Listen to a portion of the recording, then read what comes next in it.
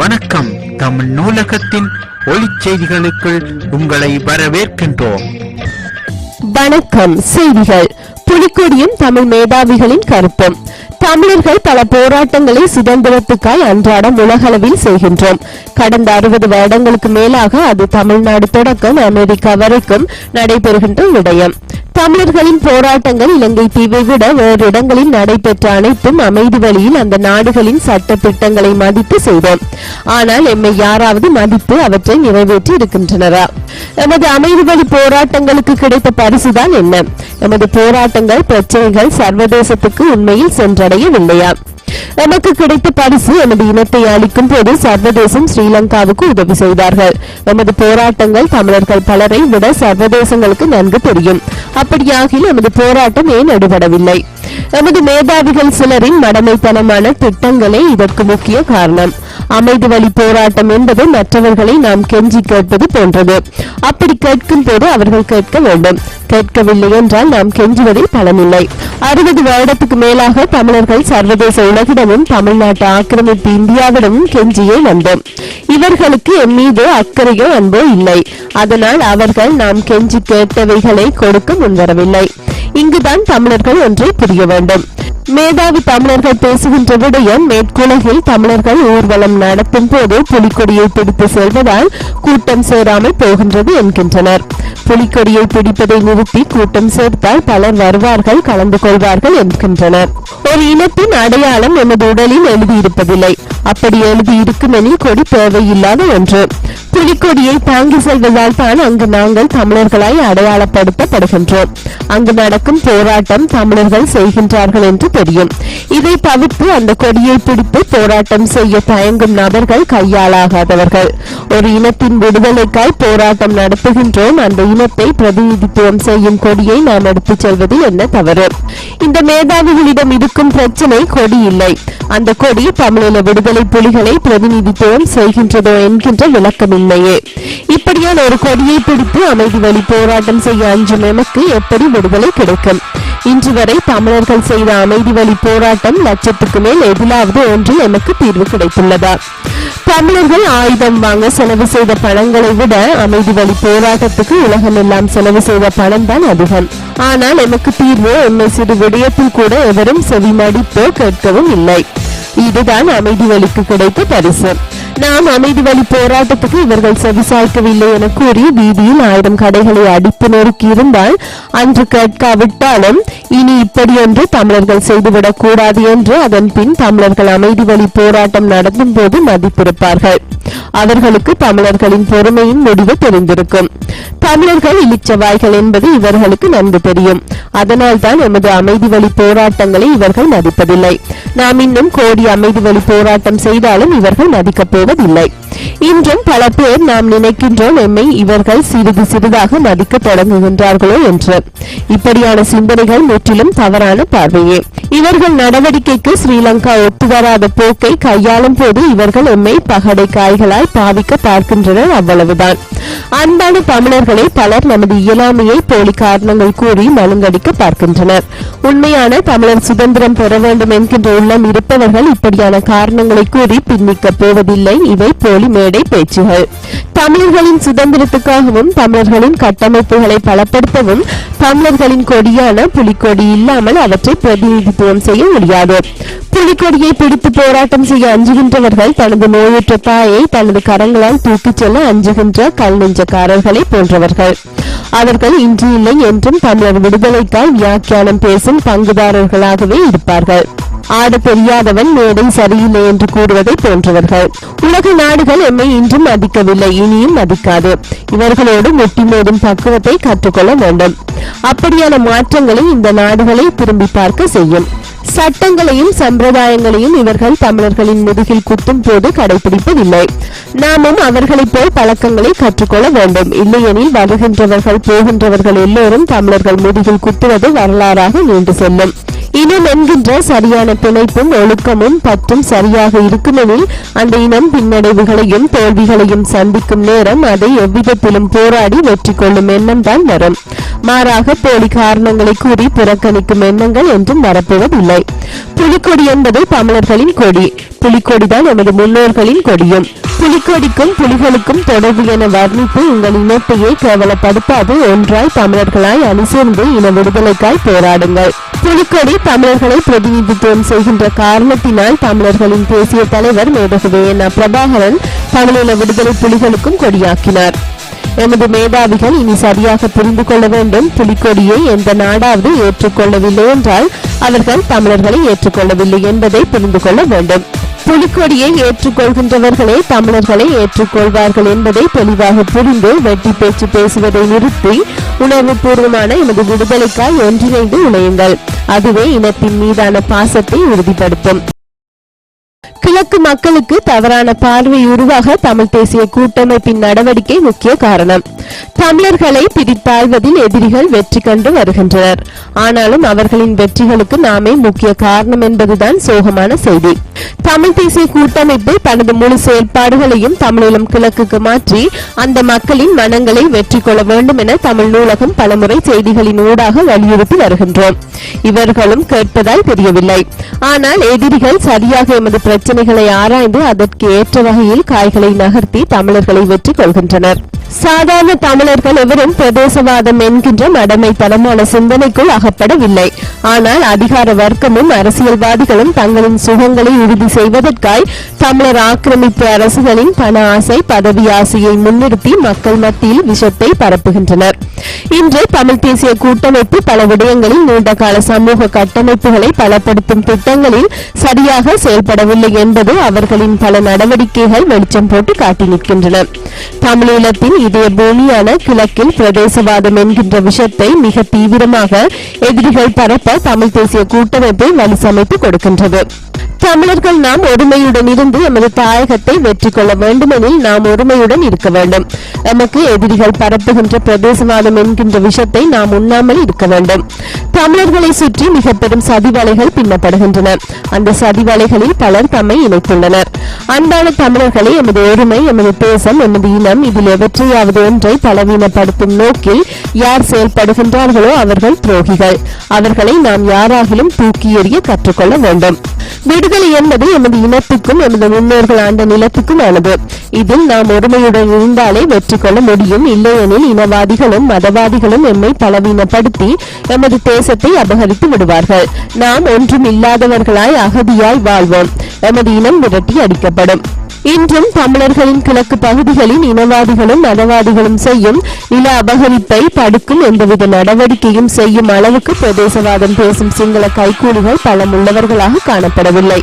அவர்கள் பேச்சளவிலும் புகழளவிலுமே பிரதி அமைச்சர்களும் ஆலோசகர்களுமாய் இருக்கின்றனர். இவர்களின் பேச்சை கேட்டு நாம் நடப்போமாகில் வரலாற்றில் தோல்வி அடைந்த இனம் என்கின்ற வரலாற்றை விட்டு செல்வோம். துரோகிகள் எமக்கு எது செய்தாலும் எம்மை அழிக்கவே செய்கின்றனர் என்கின்ற சரியான புரிதலை விளங்கிக் கொள்ள வேண்டும். இனமாய் ஒன்றுபட்டு கொள்கைக்காகவும் எமது தேசத்துக்காகவும் எமது விடுதலைக்காகவும் ஒருமையுடன் உழைப்போமாகில் அதுவே எம்மை வெற்றி பாதைக்கு எடுத்துச் செல்லும். மாங்குளத்தில் விபத்து, 18 தமிழீழ ஆக்கிரமிப்பு மற்றும் தமிழின் அழிப்பு ஸ்ரீலங்கா ராணுவம் காயம். தமிழீழ ஆக்கிரமிப்பு மற்றும் தமிழின் அழிப்பு ஸ்ரீலங்கா ராணுவ சிப்பாய்களை ஏற்றிக்கொண்டு கிளிநொச்சியிலிருந்து வவுனியா நோக்கி பயணித்த லொரி ஒன்று மாங்குளம் இந்திரபுரம் பகுதியில் விபத்துக்குள்ளானதில் 18 ராணுவ சிப்பாய்கள் படுகாயமடைந்துள்ளனர். லொரி வேகத்தை கட்டுப்படுத்த முடியாது வீதியை விட்டு விலகி கவிழ்ந்து விபத்துக்குள்ளானதாக தெரிவிக்கப்பட்டுள்ளது. இவ்விபத்து இன்று முற்பகல் 11 மணியளவில் இடம்பெற்றுள்ளது. விபத்தில் காயமடைந்த ராணுவ சிப்பாய்கள் கிளிநொச்சி வைத்தியசாலையில் அனுமதிக்கப்பட்டுள்ளதாக தமிழீழ ஆக்கிரமிப்பு மற்றும் தமிழின் அழிப்பு ஸ்ரீலங்கா காவல்துறை ஊடக பேச்சாளர் தெரிவித்தார். நீதி வேண்டி இணைந்து போராடும் ஈழத் தமிழர்களும் குர்திஸ்தான் மக்களும். விடுதலைக்காக போராடி வரும் ஈழத் தமிழர்களைப் போலவே குர்திஸ்தான் மக்களும் அவர்களது தாய்மண்ணிலும் புலத்திலும் எதிரிகளினால் படுகொலை செய்யப்பட்டுள்ளார்கள். ஈழத்தமிழ் மக்களின் செயற்பாட்டாளர்களான பரதி, நாதன், கஜன் போன்றவர்கள் எவ்வாறு பிரான்ஸ் மண்ணில் வைத்து படுகொலை செய்யப்பட்டார்களோ அதனை போலவே குர்திஸ்தானின் 3 பெண் அரசியல் போராளிகள் சக்கீன், ஜர்பில், லைலா 9 ஜனவரி 2012 ஆம் ஆண்டு ஆண்டு பிரான்ஸ் மண்ணில் வைத்து படுகொலை செய்யப்பட்டார்கள். பிரான்சின் பாதுகாப்பு துறைக்கும் சட்டத்துறைக்கும் சவால் விடும் வகையில் எல்லை தாண்டிய அரச பயங்கரவாதமாக இந்த படுகொலைகள் அமைந்திருக்கின்றன. உயிர் பாதுகாப்பு தஞ்சம் கோரி வாழ்கின்ற மக்களின் பாதுகாப்பும் கேள்விக்குறியாகி உள்ளது. படுகொலை செய்யப்பட்ட தமிழ் மற்றும் குர்திஸ்தான் மக்கள் செயற்பாட்டாளர்களுக்கு நீதி வேண்டி கடந்த ஏப்ரல் 9 குர்திஸ்தான் கலாச்சார மையத்தில் இருந்து புறப்பட்ட பேரணி குர்திஸ்தான் போராளிகள் படுகொலை செய்யப்பட்ட இடத்தில் நிறைவு பெற்றது. இந்த பேரணியில் ஈழத் தமிழர்களும் குர்திஸ்தான் மக்களும் இணைந்து கலந்து கொண்டது மட்டுமன்றி உலகில் ஒடுக்கப்பட்டு வரும் விடுதலைக்காக போராடும் அனைத்து மக்களுடன் ஒன்றிணைந்து எதிர்காலத்தில் போராடுவது என்றும் உறுதியெடுக்கப்பட்டது. அதன் தொடர்ச்சியாக இன்று இடம்பெற்ற ஒன்று கூடலில் ஈழத் தமிழர்களும் குர்திஸ்தான் மக்களும் ஒன்றிணைந்து பங்கேற்றனர். ஊடக பிரிவு பிரான்ஸ் தமிழ் மக்கள் பேரவை. ஸ்ரீலங்காவுக்கு நிபந்தனை விதித்து அமெரிக்கா. தமிழின் ஆக்கிரமிப்பு மற்றும் தமிழின் அழிப்பு ஸ்ரீலங்கா அரசாங்கம் நல்லிணக்கத்தை ஏற்படுத்தும் முயற்சிகளில் ஈடுபட்டால் இரு நாடுகளுக்கும் இடையிலான உறவுகளை வலுப்படுத்திக் கொள்ள முடியும் என அமெரிக்கா நிபந்தனை விதித்துள்ளது. குற்றச்செயல்களுக்கு தண்டனை விதித்தல் மற்றும் நல்லிணக்கத்தை ஏற்படுத்தல் ஆகியன தொடர்பில் ஸ்ரீலங்கா அரசாங்கம் கூடுதல் முனைப்பு காட்ட வேண்டும் என மத்திய மற்றும் தென்னாசியாவிற்கான அமெரிக்க துணை ராஜாங்க செயலாளர் நிசா பிஸ்வால் தெரிவித்துள்ளார். ஹவார்ட் பல்கலைக்கழகத்தில் நடைபெற்ற நிகழ்வு ஒன்றில் உரையாற்றிய போது அவர் இதனை குறிப்பிட்டுள்ளார். அதிர்ஷ்டவசமாக இலங்கை தீவில் சிவில் யுத்தம் முடிவுக்கு கொண்டுவரப்பட்டுள்ளதாக தெரிவித்துள்ளார். குற்றச்செயல்களுக்கு தண்டனை விதித்தல் தொடர்பில் நம்பகமான ஒரு பொறிமுறைமையை உருவாக்க வேண்டும் என அவர் வலியுறுத்தியுள்ளார். ஊடகவியலாளர் சிவஞானம் செல்வதீபன் மீதான தாக்குதலுக்கு செல்வம் எம்பி கண்டனம். ஊடகவியலாளர் சிவஞானம் செல்வதீபன் மீது மேற்கொள்ளப்பட்ட தாக்குதல் சம்பவத்தினை தமிழ் தேசிய கூட்டமைப்பு வன்மையாக கண்டிப்பதாக கூட்டமைப்பின் வன்னி மாவட்ட பாராளுமன்ற உறுப்பினரும் டெலோ இயக்கத்தின் தலைவருமான செல்வம் அடைக்கலநாதன் தெரிவித்துள்ளார். இது குறித்து அவர் விடுத்துள்ள அறிக்கையில் மேலும் குறிப்பிடுகையில், யாழ் ஊடகவியலாளர் சிவஞானம் செல்வதீபன் கடந்த திங்கட்கிழமை இரவு வடமராட்சியிலிருந்து சிறுபெட்டியில் உள்ள தனது வீட்டிற்கு மோட்டார் சைக்கிளில் சென்று கொண்டிருந்த போது அவரை பின்தொடர்ந்து சென்ற இனம் தெரியாத ஆயுததாரிகள் அவர் மீது கடும் தாக்குதலை மேற்கொண்டுள்ளனர். இரும்பு கம்பிகளை பயன்படுத்தி அவர் மீது கொலை முயற்சி மேற்கொள்ளப்பட்டுள்ளது. இதனால் அவர் காயங்களுக்கு உள்ளாகிய நிலையில் தற்போது வைத்தியசாலையில் அனுமதிக்கப்பட்டு சிகிச்சை பெற்று வருகின்றார். செல்வதீபன் சுதந்திர ஊடகவியலாளராக வடமராட்சி பிரதேச செய்தியாளராக கடமையாற்றி வந்துள்ளார். தமிழ் மக்களின் அவலங்களை உலகறிய செய்யும் செல்வதீபன் போன்ற ஊடகவியலாளர்கள் மீது நேரடியாகவும் மறைமுகமாகவும் தொடர்ந்தும் கொலை அச்சுறுத்தல் விடுக்கப்பட்டு வருகின்றது. ஊடகங்கள் மீதும் ஊடகவியலாளர்கள் மீதும் இலங்கை அரசினால் தொடர்ச்சியாக கட்டவிழ்த்து விடப்பட்டுள்ள அடக்குமுறைகளை கட்டுப்படுத்த சர்வதேச சமூகம் ஆக்கப்பூர்வமான நடவடிக்கைகளை எடுக்க வேண்டும். எனவே செல்வதீபன் மீது மேற்கொள்ளப்பட்டுள்ள தாக்குதல் சம்பவத்திற்கு அரசு உரிய பதில் கூற வேண்டும். தமிழ் மக்களின் விடுவிற்காக ஊடகங்கள் மூலம் குரல் கொடுத்து வரும் செல்வதீபன் போன்றோர் மீதான தாக்குதலையும் கைதுகளையும் தமிழ் தேசிய கூட்டமைப்பு வன்மையாக கண்டிக்கின்றது என தமிழ் தேசிய கூட்டமைப்பின் வன்னி மாவட்ட பாராளுமன்ற உறுப்பினர் செல்வம் அடைக்கலநாதன் விடுத்துள்ள அறிக்கையில் மேலும் குறிப்பிடப்பட்டுள்ளது. யாழ்ப்பாண மாவட்டம் 3 நாடாளுமன்ற ஆசனங்களை இழக்க உள்ளது. யாழ்ப்பாண மாவட்டத்தின் நாடாளுமன்ற உறுப்பினர் எண்ணிக்கை 3 குறைக்கப்பட உள்ளது. யாழ்ப்பாண மாவட்டத்தின் நாடாளுமன்ற உறுப்பினர்களின் எண்ணிக்கை 9 ஆகும். எனினும் அடுத்த பொது தேர்தலின் போது இந்த எண்ணிக்கை 6 குறைக்கப்பட உள்ளது. மாத்தறை மாவட்டத்தின் நாடாளுமன்ற உறுப்பினர் எண்ணிக்கையும் குறைக்கப்பட உள்ளது. 8 நாடாளுமன்ற உறுப்பினர்கள் என்ற எண்ணிக்கை 7 குறைவடைய உள்ளது. இதன்படி 2 மாவட்டங்களிலும் நாடாளுமன்ற உறுப்பினர்களின் எண்ணிக்கை 4 குறைக்கப்பட உள்ளது. இந்த எண்ணிக்கையானது 4 மாவட்டங்களில் அதிகரிக்கப்பட உள்ளது. நுவரெலியா மாவட்டம், மொனராகல, பதுளை மற்றும் ரத்னபுரி ஆகிய மாவட்டங்களின் பாராளுமன்ற உறுப்பினர் எண்ணிக்கை தலா ஒவ்வொன்றினால் அதிகரிக்கப்பட உள்ளது. மக்கள் சனத்தொகை மற்றும் 2013ஆம் ஆண்டுக்கான வாக்காளர் டாப்பு என்பவற்றின் அடிப்படையில் நாடாளுமன்ற உறுப்பினர் எண்ணிக்கையில் மாற்றம் செய்யப்பட்டுள்ளது. இந்த விடயம் குறித்து ஏற்கனவே அறிவிக்கப்பட்ட போது தமிழ் தேசிய கூட்டமைப்பு கடும் எதிர்ப்பை வெளியிட்டிருந்தமை குறிப்பிடத்தக்கது. விபூசிகாவை பார்வையிட அனுமதி மறுப்பு. கிளிநொச்சி மகாதேவா ஆசிரமத்தினில் தடுத்து வைக்கப்பட்டுள்ள விபூசிகாவை பார்வையிட தமிழ் தேசிய மக்கள் முன்னணிக்கு அனுமதி மறுக்கப்பட்டுள்ளது. குறித்த மகாதேவா ஆசிரமத்தின் தலைவராக தற்போது செயற்பட்டு வரும் பொதுசன ஐக்கிய மக்கள் முன்னணியின் தீவிர ஆதரவாளரான முன்னாள் அரசு அதிபர் ராசநாயகமே அனுமதி வழங்க மறுப்பதாக தெரிய வருகின்றது. நீதிமன்ற அனுமதியுடன் வந்தாலே விபூசிகாவினை பார்வையிட அனுமதிக்க முடியும் என அவர் தெரிவித்ததாக தமிழ் தேசிய மக்கள் முன்னணியின் செயலாளர் சேனா கஜேந்திரன் தெரிவித்தார். தன்னுடன் கட்சியின் தலைவர் பொன்னம்பலம் கஜேந்திரகுமாரும் விபூசிகாவின் நலன்களை கேட்டறிய முற்பட்டதாக அவர் மேலும் தெரிவித்தார். எனினும் விபூசிகா தம்மால் கைது செய்யப்பட்டிருக்கவில்லை எனவும் யாரும் அவரை பொறுப்பேற்காமையினால் பாதுகாப்பிற்காகவே குறித்த ஆசிரமத்தினில் தங்க வைத்துள்ளதாக இலங்கை போலீசார் தெரிவித்துள்ளமை குறிப்பிடத்தக்கது. நன்றி, வணக்கம்.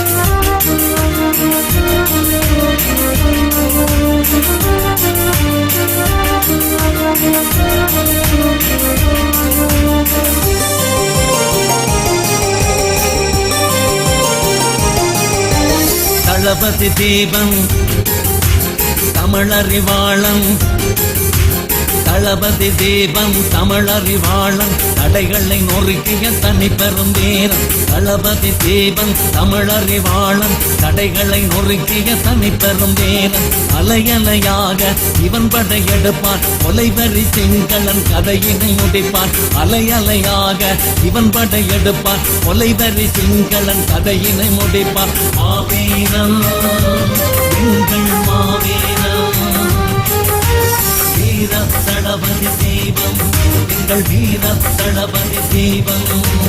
மாவீரம் எங்கள் மாவீரம்.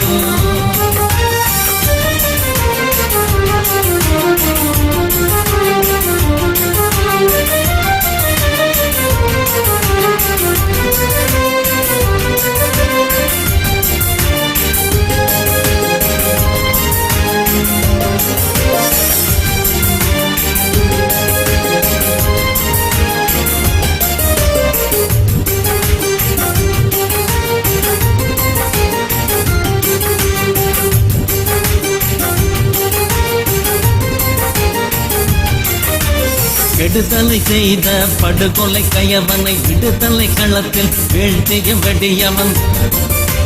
கெடுதலை செய்த படுகொலை கயவனை விடுதலை களத்தில் வீழ்த்திய வெடியவன். திடு திடு திடுவன எரிகணை வீசி சிங்கள படையை சிதைத்தவன் தீபம். திடு திடு திடுவன எரிகணை வீசி சிங்கள படையை சிதைத்தவன் தீபம். தளபதி தீபம் தமிழறிவாளம், தளபதி தீபம் தமிழறிவாளம், தடைகளை நொறுக்கிய தனி பெரும் வீரம். தளபதி தீபம் தமிழறிவாளம், தடைகளை நொறுக்கிய தனி பெரும் வீரம்.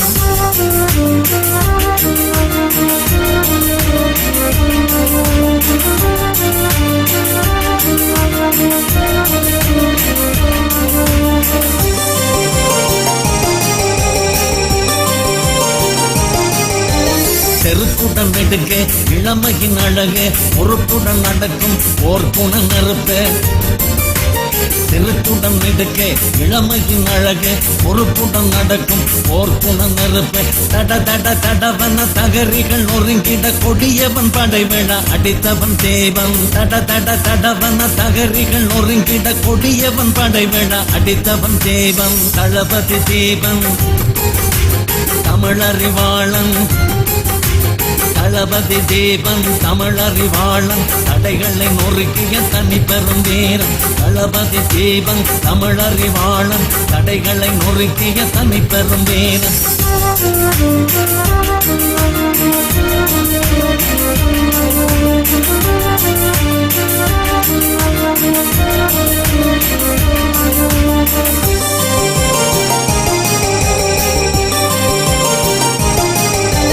கட்டளை தளபதி களத்தில் பகைவனை சுட்டு எரித்திடும் மின்னல் இடியவன். கட்டளை தளபதி களத்தில் பகைவனை சுட்டு எரித்திடும் மின்னல் இடியவன். பட பட படவன பகைவர்கள் வேள காடையர் படையை கருக்கிய தேவன். பட பட படவன பகைவர்கள் வேள காடையர் படையை கருக்கிய தேவன். தளபதி தீபம் தமிழறிவாளம், தளபதி தீபம் தமிழறிவாளம், தடைகள்